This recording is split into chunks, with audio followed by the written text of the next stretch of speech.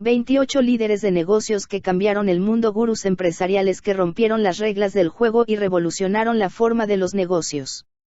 Capítulo 1. Steve Jobs. Si se tuviera que elegir a un solo personaje que representara a Silicon Valley, la lista de contendientes probablemente tendría que incluir a Bill Hewlett y David Packard. Bill Gates, a pesar de que Microsoft no está en el valle, Andy Grove y el dúo Google. No obstante, para mucha gente la elección sería muy sencilla porque optaría de inmediato por Steve Jobs. Jobs fue, por una parte, el modelo del fanático de las computadoras que sabía tratar con la gente, y al que no le costaba trabajo mezclar su comprensión y amor por la tecnología con una visión ligeramente alternativa y extravagante. Por otra parte, nuestro protagonista fue un extraordinario hombre de negocios. Jobs fue cofundador, presidente y director ejecutivo de Apple, una empresa cuyo intuitivo entendimiento del diseño y del uso de la interfaz para el usuario, es posiblemente el más delicado del mundo. Apple, la compañía que Jobs personifica, más que una aventura empresarial es un fenómeno cultural. El lanzamiento de sus productos siempre se convierte en un gran evento, sus consumidores tienen una devoción que con frecuencia raya en el fanatismo religioso, sus políticas generan una división de opiniones muy marcada y, además, su filosofía resulta interesante para cualquier persona involucrada en el diseño o tan solo en el mundo del consumidor moderno. Por si esto fuera 18 poco, mucha gente considera que Apple es Jobs y que Jobs es Apple. Jobs nació en 1955. Su madre biológica era soltera y lo dio en adopción. La pareja que lo recibió la formaban Paul y Clara Jobs, quienes vivían en Mountain View, California. La vecina ciudad de San Francisco fue, durante la niñez y adolescencia del empresario, la capital de la contracultura. Pero además de que el norte de California se convirtió en la capital hippie del mundo, muy cerca de ahí se llevaba a cabo otra revolución. A partir de la década de los 50 las investigaciones realizadas en la Universidad de Stanford provocaron que Silicon Valley, el término se acuñó en 1971, se convirtiera en el centro global de la alta tecnología. Las dos revoluciones del siglo XX que tuvieron lugar en el norte de California dejaron huella en Jobs, quien se convirtió en el liberal de la costa oeste por antonomasia, alternativo en sus opiniones y, en consecuencia, en la forma de dirigir su empresa. Jobs es también uno de los hombres de negocios más influyentes de finales del siglo XX, y en lo que se refiere a productos electrónicos de alta calidad para la vida cotidiana, no tiene comparación. Después de terminar la preparatoria en Cupertino, California, Jobs empezó a estudiar ciencia, literatura y poesía en Reed College, en Portland, Oregón. Sin embargo, solo cursó un periodo y luego regresó a su pueblo, en donde consiguió empleo como técnico de Atari. Como ya entonces estaba obsesionado con la informática, también se unió al ahora legendario Homebrew Computer Club, en donde conoció a Steve Wozniak. Después de eso realizó un viaje a la India para obtener iluminación espiritual y luego regresó a Atari. En 1976 Jobs, Wozniak y Ronald Wayne, quien ahora solo es una acotación más bien olvidada y melancólica en la historia del valle, cofundaron Apple en el garaje de la casa de la familia de Jobs. En 1977 salió al mercado la Apple I. No tenía teclado, caja ni monitor. Su precio era de $666.6 pesos. 6, el equivalente a poco menos de $2.500 de 2010, y fue un éxito inmediato. 19 El inicio se dio con rapidez. En 1977 presentaron la Apple II, y en 1979 la Apple IIe. En 1980 la empresa comenzó a cotizar en la bolsa, con lo que a Jobs se le asignó un valor de $165 millones. No obstante, lo que realmente puso a Apple en el camino que la llevó a lo que es ahora, fue una visita a Xerox en 1979. Después de adquirir acciones de esa compañía, Jobs fue a ver la Xerox Alto, la primera computadora con interfaz gráfica de usuario, GUI, por sus siglas en inglés. Esta interfaz gráfica es la que utilizan prácticamente todas las computadoras de escritorio y laptops en la actualidad. Apple ya había estado trabajando en una GUI, pero lo que Jobs vio en Xerox lo impulsó a continuar esforzándose y, en 1983, la compañía lanzó la Apple Lisa. Las políticas internas ya eran un factor determinante en ese momento y, por alguna razón, Jobs fue expulsado del proyecto Lisa. Lo anterior no fue necesariamente malo ya que Lisa fue un fracaso comercial y llevó a Jobs a unirse al proyecto Macintosh.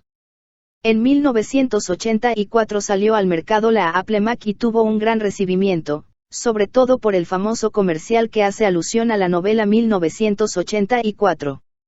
A pesar de que a Jobs y Apple se les considera una entidad más bien indivisible, la gente olvida que tras el lanzamiento de la computadora Mac, Jobs no duró mucho más tiempo en la empresa, y que la separación duró más de una década. En 1985, después de una lucha de poder con el director ejecutivo John Sculley, Jobs fue despedido de Apple. Las razones que dieron origen a este enfrentamiento fueron poco sorprendentes después de todo. Jobs era inteligentísimo e inspirador pero también se dejaba llevar por su temperamento y sus caprichos, lo cual no tenía cabida en una empresa que cada vez se iba haciendo más y más grande, pero también más burocrática y corporativa. Jobs dejó Apple y fundó Next, una empresa a la que solo se le recuerda en algunos círculos de gente obsesionada con la informática. En honor a la verdad, debemos señalar que el cubo Next, el producto de esta empresa, tenía una apariencia bastante hermosa y era muy avanzado en el aspecto tecnológico. Tal vez demasiado avanzado. El mayor problema, sin embargo, fue su precio de venta, costaba la gran cantidad de $6.500 y, por eso, tuvo ventas muy mediocres. Jobs, sin embargo, estaba involucrado simultáneamente en otros proyectos. En 1986 le compró Pixar a George Lucas por $10 millones. En 1995 Pixar produjo Toy Story y lanzó su oferta pública inicial en la bolsa. El valor de Jobs había alcanzado los $585 millones. A pesar de lo anterior, era difícil deshacerse de la sensación de que Apple y Jobs eran como una de esas grandes bandas de rock cuyo genial pero problemático vocalista se había ido para realizar proyectos como solista. Funcionaban bien por separado pero no había nada como verlos juntos. Apple continuó operando bien hasta mediados de los 90, cuando el precio de sus acciones comenzó a caer. En 1996 Jobs le vendió Next a Apple por $430 millones que se cobraron en acciones. La compañía perdió 816 millones ese año y para 1997 muchos ya predecían su caída. Uno de los reportajes de Newsweek de julio de ese año expresa la opinión que muchos tenían entonces. El encabezado decía, una muerte en espiral, después de años de decadencia, Apple necesita una estrategia, y un salvador. Ese salvador era precisamente el inteligentísimo y problemático cofundador de la compañía. Jobs regresó a Apple y ubicó a la gente de Next en puestos estratégicos porque, aunque hablando desde la perspectiva comercial Next tenía las mismas posibilidades de éxito que un cartucho mojado, su influencia sobre Apple y todo el ámbito de la informática era bastante significativa. En primer lugar, Next representó un gran avance en términos de interfaces gráficas, y en segundo, con esa empresa Jobs logró construir una cultura de negocios alternativa a la sofocante burocracia de otros lugares.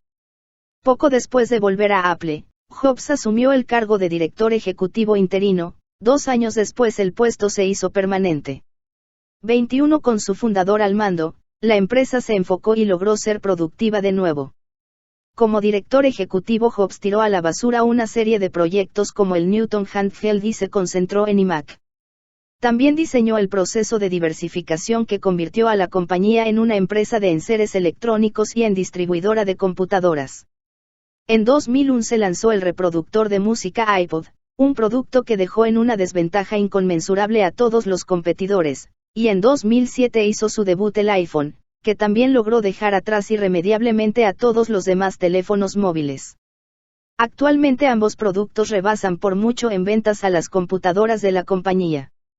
En 2010 Apple lanzó el iPad. Muchos dudaron del éxito que tendría el producto, particularmente porque las tablets tenían una historia bastante accidentada. Sin embargo, sus impresionantes ventas demostraron que entre los leales compradores de Apple no se encontraban sus detractores. Una vez más predominó esa recurrente sensación de que Steve Jobs siempre sabía lo que el público quería antes de que éste siquiera pensara en ello. Mucha gente estuvo de acuerdo en que el fenómeno descrito era benéfico, pero, aunque el iPod y el iPhone se llevaron de calle a sus competidores, no lograron ayudar mucho a impulsar las ventas de las computadoras Mac. Además, mientras la compañía controlaba entre el 4 y el 8% del mercado de los sistemas operativos, Microsoft nunca estuvo por debajo del 90%. Por otra parte, la Mac tenía ganancias apenas modestas fuera de sus nichos tradicionales en la industria de la creatividad y entre los usuarios domésticos muy conscientes de la imagen. Pero al parecer Jobs siempre estuvo un paso adelante porque en la actualidad, a medida que pasa el tiempo, la gente va accediendo cada vez más a su teléfono desde una amplia gama de artefactos. Por todo lo anterior, ahora es posible que la transición de empresa de computadoras a empresa enfocada en el estilo de vida digital, haya sido un movimiento muy afortunado a largo plazo. 22 Los mercados tendrían que estar de acuerdo con ello. Tal vez debido a la imagen de boutique que tienen los productos y a la forma en que la empresa ha representado un movimiento contestatario, mucha gente tiende a olvidar lo inmensa que Apple es ahora. En abril de 2010 fue la segunda empresa de la lista S&P 500, tan solo por debajo de ExxonMobil, y por encima de Microsoft, su archirrival. Pero si se compara su desempeño bursátil con el de sus competidores principales, Apple siempre prevalece como líder.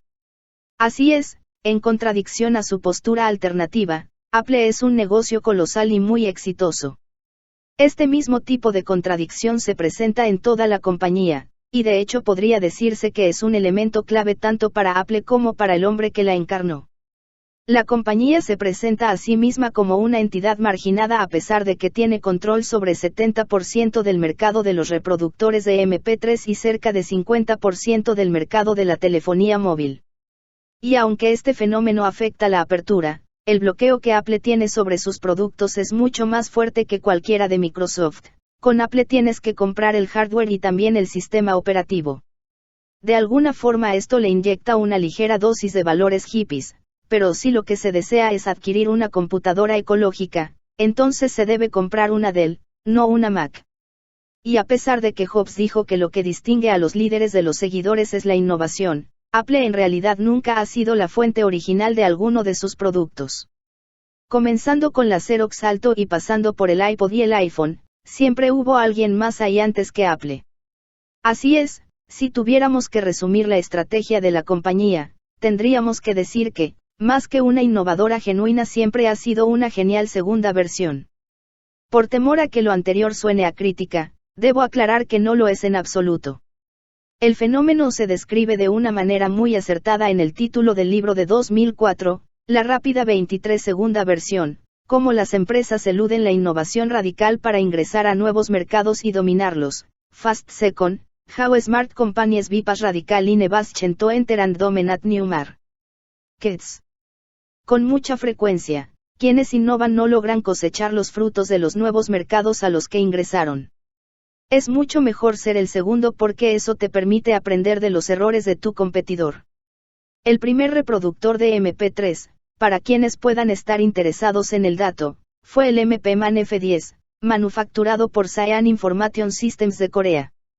Surgió en 1998, 3 años antes de que el iPod y otros lo siguieran.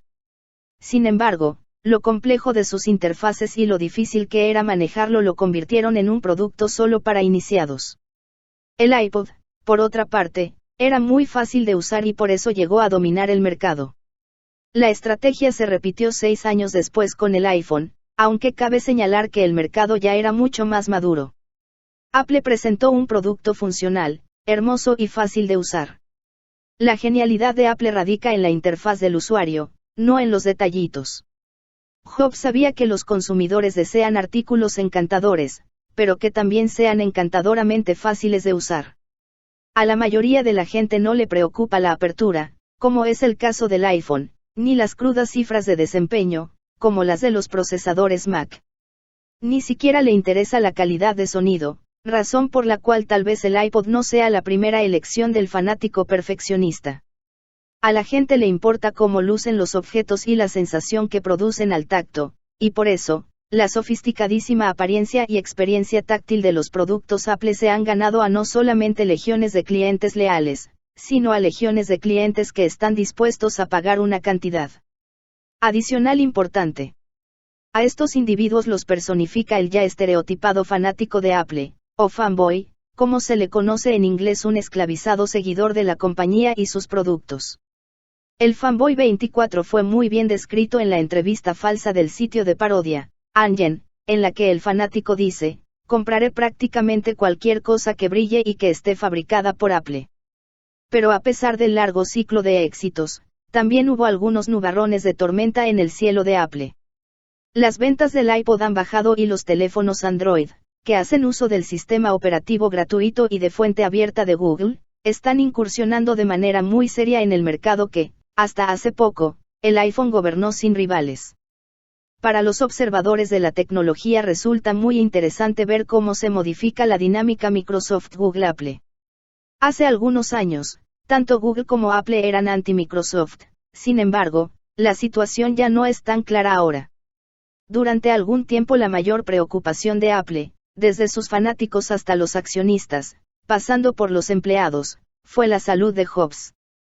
Jobs murió en 2011 y en sus últimos 10 años tuvo problemas serios, primero por cáncer pancreático y luego por un trasplante de hígado. Así que, la mayor pregunta fue, ¿qué pasará si Jobs se va? El precedente de 1990 no era nada alentador. Con frecuencia se dijo que en Apple solo contaba la opinión de una persona, la de Steve Jobs. Así que, ¿podrá la compañía seguir siendo Apple sin él?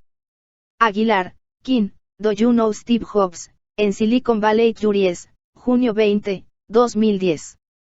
Apple, sitio de internet, www.apple.com. Appleyard, Brian, Steve Jobs, The Man Who Polished Apple, en Times, agosto 16, 2009.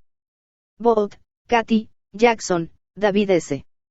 y Marchant, Valerie, Steve Jobs, Restart Apple, en Time, agosto 18, 1997. Campbell, Duncan, Profile, Steve Jobs, en The Guardian, junio 18, CNET. Com, Apple Turns 30, 2004. Elkind, Peter, The Trouble with Steve Jobs, en Fortune, marzo 5, 2008. Lour, Steve, Creating Jobs, en New York Times Magazine, enero 12, 1997. 27 Capítulo 2 Richard Branson con más de 360 compañías distintas en el grupo Virgin, un interés que va desde los teléfonos móviles, al Internet, trenes y bebidas, y con un valor neto de 2.6 mil millones de libras. Richard Branson es posiblemente el empresario más conocido del Reino Unido. Mucho de lo anterior se debe a ese amor que tiene por la publicidad y a que él todo lo conquista. A veces es difícil saber si es un hombre de negocios o una celebridad, pero sea cual sea el caso, el famoso británico barbado ha aparecido en los encabezados durante los últimos 30 años.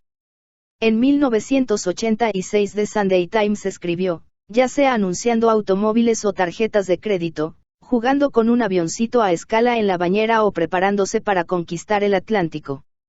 Branson se vende en la actualidad con la misma diligencia e imaginación con la que sus innumerables compañías D.I.S.T. distribuyen discos, películas y todo lo demás. Brown, 1986. En realidad las cosas han cambiado muy poco en los últimos 25 años. A los 60, Branson continúa siendo omnipresente y fungiendo como el rostro de la marca Virgin. La única diferencia verdadera es que ahora tiene más competidores. El magnate descubrió que la celebridad le puede funcionar tan bien como a las estrellas pop y a los artistas, mientras los otros hombres de negocios se visten de manera muy formal y se comportan con reservas. La idea de usar trucos publicitarios y aprovechar su propia imagen para vender sus productos 28 les era sencillamente inimaginable. Pero en la actualidad los hombres de negocios son noticia de todos los días en el hogar, y en su caso específico, Branson ha dejado de ser un inconformista para convertirse en pionero. Branson nació en 1950 cerca de Guildford, en Surrey. Su padre fue abogado debido a una especie de tradición familiar, y su madre bailarina y asistente de vuelo en Sudamérica. En la escuela no fue sobresaliente, pero más adelante descubrió que era disléxico y que su mal desempeño se debió a eso. No obstante, Fue un buen atleta y con la ayuda de cursos intensivos de regularización, logró entrar a Stowe, una famosa escuela privada. A temprana edad mostró su inclinación por los negocios al fundar la revista Student a los 16 años estando en la escuela. Sus fallidos intentos de negocios anteriormente incluyeron criar periquitos y sembrar árboles de Navidad. Branson dirigió la revista los siguientes 3 años y esta alcanzó un tiraje de 100.000 ejemplares. En 1969 el joven editor puso un anuncio en su revista en el que ofrecía discos con descuento por envío postal. La industria de la música en aquel entonces era una especie de negocio cerrado en el que las disqueras y las tiendas conspiraban para recibir fuertes ganancias, por lo que la respuesta al ofrecimiento de Branson fue enorme. Al principio su único problema fue no contar con un gran inventario, sin embargo, poco después contactó a una tienda que le pudo proveer mercancía. El joven empresario descubrió que los discos eran un negocio más lucrativo que el de las revistas y, por lo tanto, cerró Student. Ese fue el comienzo de sus operaciones como negocio de música por envío postal. Por cierto, parece que el nombre Virgin lo sugirió un empleado, ya que la noción general era que ellos eran nuevos en los negocios, vírgenes, y no tiene nada que ver con las Islas Vírgenes, como mucha gente cree. La novia de Branson quedó embarazada en aquel tiempo pero abortó al bebé. La pareja tuvo muchos problemas para obtener ayuda y asesoría, por lo que, abrumado por la falta 29 de apoyo, el joven empresario estableció un centro de consejería estudiantil para ayudar a los jóvenes con problemas como drogas y embarazos no deseados. Estas actividades le dieron un perfil público bastante importante y, para cuando cumplió 20 años en 1971, Branson ya había hecho suficiente ruido para ser el tema de un documental de la BBC en el que se presentó, entre otras cosas, una secuencia ligeramente surrealista en la que el joven aparece caminando a la margen de un río, masticando heno y hablando de lo difícil que les fue a él y a su novia contactar a alguien para el aborto. A pesar de todo, el documental era en realidad acerca de los planes empresariales de un joven que estaba alcanzando sus objetivos poco a poco. Los primeros años de Virgin fueron bastante precarios. A la compañía la golpeó un requerimiento fiscal de enormes proporciones y a veces los empleados tenían que fingir que no había nadie en la oficina cuando llegaban los recaudadores de impuestos. Debido principalmente a una huelga de los empleados de las oficinas postales a finales de 1970, Branson decidió que abriría tiendas físicas. Encontró un espacio arriba de una zapatería en Tottenham Court Road y ahí abrió su primera tienda de discos en enero de 1971.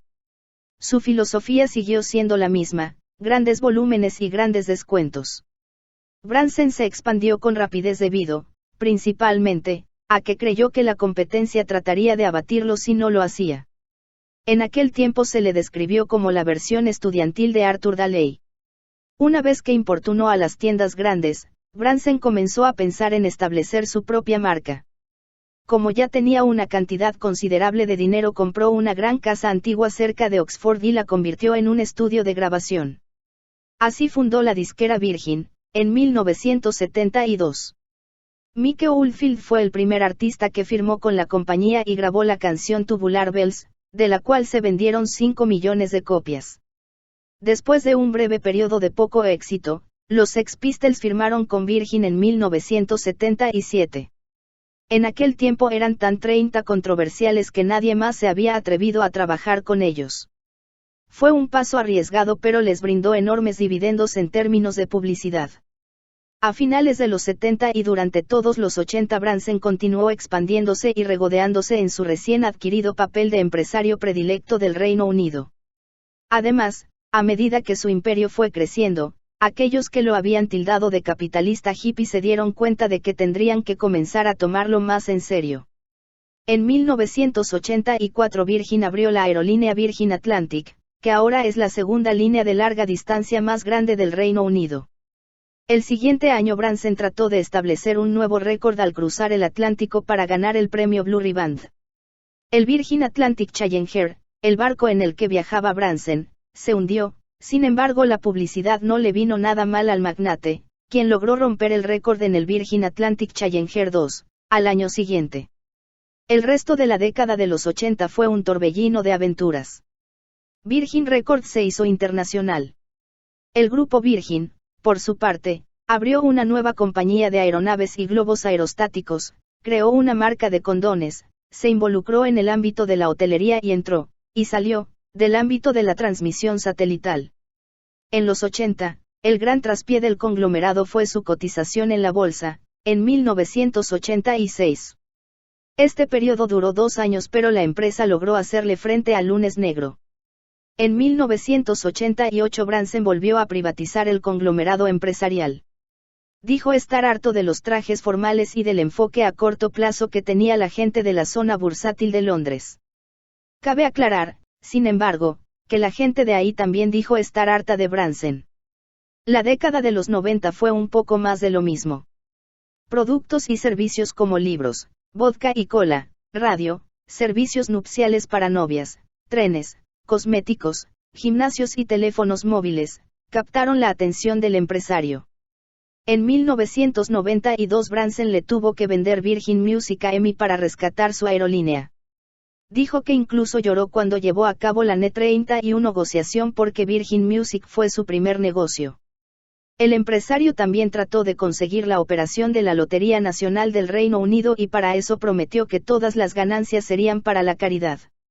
Sin embargo, perdió ante el consorcio Camelot. Mientras tanto, su capacidad de generar publicidad y sus intentos por romper récords continuaron avanzando, aunque esta vez, se movieron de la tierra al aire. En 1991 rompió un récord al atravesar el Océano Pacífico en globo aerostático, y de 1995 a 1998 intentó circunnavegar el mundo en globo. En 1999 el Breitling Orbiter 3 venció a su equipo, sin embargo, como una suerte de premio de consolación, el empresario fue nombrado Sir Richard Branson, pasando así a formar parte de la lista de honor del gobierno británico correspondiente al año nuevo del siguiente milenio. El comienzo del nuevo siglo fue casi tan bullicioso como los tiempos anteriores y, aunque para ese momento Branson ya tenía 50 y tantos años, su barba y melena características seguían presentes. Virgin lanzó Virgin Blue, una aerolínea australiana de bajo costo. El empresario vendió las Virgin Megastores británicas e irlandesas, estableció Virgin Fuel, una compañía que, para continuar con el creciente interés de Branson por los problemas ambientales, se enfocó en la producción de combustible limpio, y la lista continúa. A pesar de la enorme cantidad de negocios, hay algunos que destacan más que otros. Por ejemplo, Virgin Money, el grupo de servicios financieros de Branson, estuvo muy cerca de adquirir el abatido banco Northern Rock del Reino Unido, aunque finalmente no lo consiguió. El Banco Rock permaneció bajo la custodia del gobierno británico. La segunda incursión que acaparó los titulares fue Virgin Galactic, enfocada en viajes espaciales para turistas. La compañía acepta reservaciones actualmente y toma muy en serio esta aventura empresarial. Finalmente, en 2007 Branson convocó, con Al Gore, al premio Virgin Earth Challenge para combatir el calentamiento global. El premio se le entregará a la primera persona o grupo que logre presentar un medio para 32 eliminar miles de millones de toneladas de dióxido de carbono de la atmósfera anualmente durante 10 años. En general, lo que Branson ha logrado hacer mejor de manera consistente, es personificar a la marca Virgin. Por supuesto, hay muchas otras personas que hacen lo mismo con sus marcas, nos vienen a la mente Warren Buffett y los fallecidos Anita Roddick y Steve Jobs. Sin embargo, con Branson es distinto, porque en todos los otros casos siempre existe una especie de producto central, ya sean inversiones, cosméticos o artículos electrónicos personales. Con Branson el tipo de producto es un asunto secundario. La marca Virgin se le puede adherir a cualquier cosa sin importar si se trata de condones, vodka, teléfonos móviles o aeroplanos. A veces funciona, a veces no, pero Branson siempre tiene que intentar. Y cuando las cosas no salen bien, la gente rara vez le guarda rencor a Branson por el tropiezo. Incluso las maniobras publicitarias que podrían verse ridículas en alguien que se sintiera menos cómodo con su estatus de celebridad, siempre le añaden más a la marca por el simple hecho de que son perfectamente congruentes con la personalidad de Branson. Hasta se podría llegar a pensar que toda la vida del magnate ha sido una suerte de maniobra publicitaria, pero eso en realidad no logra restarle méritos porque siempre parece divertirse muchísimo con todo lo que emprende. Robert Peston, periodista de la BBC 2009 se refirió a algo que denominó la herida del empresario, es decir, aquella infancia infeliz o experiencia traumática que conduce a mucha gente al éxito pero que implica que el individuo nunca estará satisfecho ni será feliz. Branson es lo opuesto y, aunque claro, es un hombre hiperactivo y motivado, en general parece emprender aventuras por el simple hecho de que las disfruta de verdad. A pesar de la adoración que Branson le tiene a la publicidad, hay un área en donde esta conspicua figura pública es demasiado discreta. Quienes revisan los asuntos financieros del empresario generalmente se quedan en las mismas.